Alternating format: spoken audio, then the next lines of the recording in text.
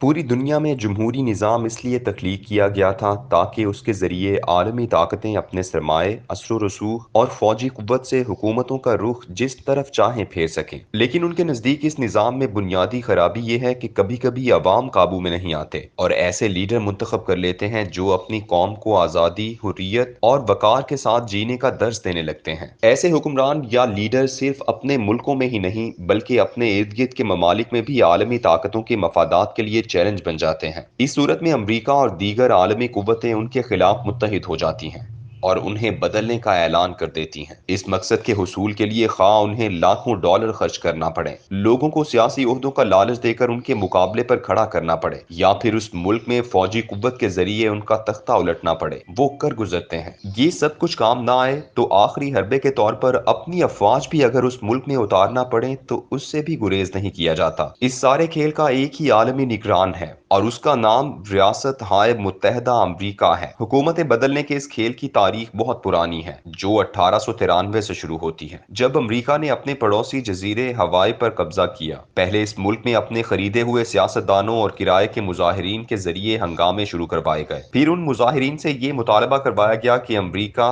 मलिका लिलियो किलानी के मुकाबले में उनकी मदद करे। अमरीकी सदर ने रातों रात CIA के कहने पर हवाई फौजें उतार दी और फिर उस मुल्क के स्याह और सफेद पर काबिज हो गया। 5 साल बाद 1898 में अमरीका अपने एक और हमसाया मुल्क पोर्टो रिको में इस झांसे पर दाखिल हुआ कि उसे स्पेन से आजादी दिलाएगा और फिर अगले ही साल उसी तरगीब को लेकर अमरीका ने स्पेन में अपनी फौजें उतार दी। 6 साल बाद 1908 में 3 ममालिक निकारागुआ, हेटी और डोमिनिकन रिपब्लिक में अमरीकी हुकूमतों को बदलने के नाम पर दंदनाते हुए दाखिल हो गए। ये एक 100 साल पहले की बात है और अभी तक दुनिया में जमहूरियत नाम की चिड़िया इतनी मकबूल नहीं हुई थी। 9 आबादियाती ताकतें दुनिया पर राज करती थीं और लोगों को आदत थी कि जो कोई भी फौज लेकर आ जाए वही उनका हुक्मरान बन जाता था। दूसरी जंग अजीम के आते आते दुनिया को जमहूरियत के पुरफरेब जाल में जकड़ा जा चुका था और सर्द जंग के जमाने में तो उसे एक हथियार के तौर पर कम्युनिज्म के खिलाफ मुसलसल इस्तेमाल किया जाता रहा। मुल्कों में अमरीकियों ने अपने सरमाए से जमहूरी सियासी पार्टियां कयाम करवाईं जिनको उस मुल्क के सरमायादार भी रकम फराहम करते थे और आलमी कॉर्पोरेट माफिया भी उन सियासतदानों की सरपरस्ती करता था। इन दोनों का गठजोड़ दरअसल उस मुल्क के वसाइल पर उन जमहूरी तौर पर मुंतखब नुमाइंदों के जरिए कब्जा करना होता था। जमहूरी सियासत करने वाले हमेशा अवाम और सरमायादारों को डराते थे कि अगर कम्युनिस्ट आ गए तो फिर किसी की कोई निजी मिल्कियत नहीं होगी, ना दुकान और ना फैक्ट्री, तुम सब मजदूर हो जाओगे। इस खौफ से सहमे हुए सरमायादार उन्हें सरमाया फराहम करते और साथ ही आलमी सरमायादारों से मुआहदों के जरिए खुद को मजीद महफूज भी बना लेते। लेकिन जैसे ही किसी मुल्क में अवाम ने जमहूरी तौर पर किसी ऐसे लीडर को मुंतखब किया जिसने आज़ाद खारिजा पॉलिसी के साथ साथ अपने मुल्क के वसाइल को आलमी सरमायादार माफिया से आज़ाद करने की कोशिश की, तो अमरीका समेत आलमी कुव्वतों ने उसे निशान इबरत बना दिया। इस नौयत का पहला मारका 1953 में ईरान में बर्पा हुआ। ईरानी कौम की खुशबख्ती और खुशनसीबी थी कि उन्हें मोहम्मद मुसद्दिक की शक्ल में एक ऐसा लीडर मुयस्सर आ गया जो मगरबी ताकतों के निजाम से ना तो मरूब था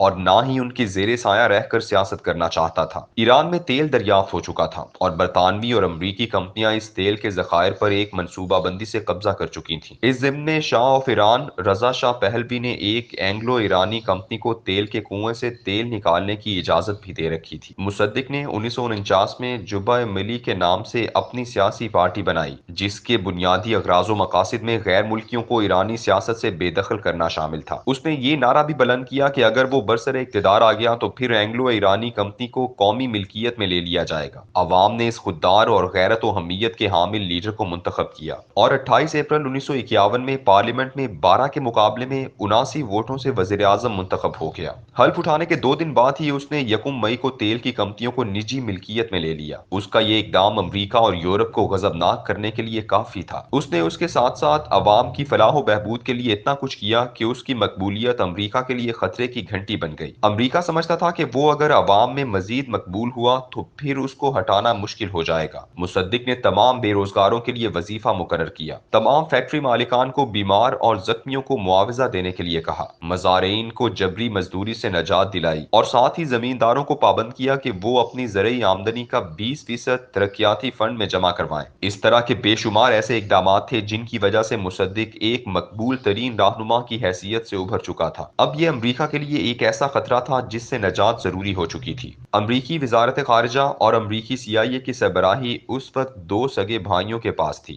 جان فاسٹر ڈلس وزیر خارجہ تھا اور ایلن ڈلس CIA کا سربراہ۔ مارچ 1953 کو وزیر خارجہ نے اپنے بھائی کو حکم دیا کہ مصدق سے نجات کا جامع منصوبہ بنایا جائے۔ ایلن نے ایک خفیہ منصوبہ بنایا اور $10 لاکھ کی فوری طور پر منظوری دے دی۔ اس منصوبے کے تحت امریکی CIA کے افسران نے بیروت میں برطانوی خفیہ ایجنسی کے افسران سے ملاقات کی اور ڈالروں کے یہ صندوق لے کر امریکی صدر روز ویلٹ کا پوتا کرمٹ روز ویلٹ تہران پہنچا اور اس نے امریکی سفارت خانے کے تہ خانے میں اپنا خفیہ دفتر بنا لیا۔ CIA نے اپنے اس پلان کا نام آپریشن ایجیکس رکھا۔ کرمٹ روز ویلٹ نے شاہ ایران اور ساتھ ساتھ سیاسی لیڈروں سے ملاقاتیں شروع کر دیں اور انہیں سرمایہ سے خریدنا شروع کر دیا۔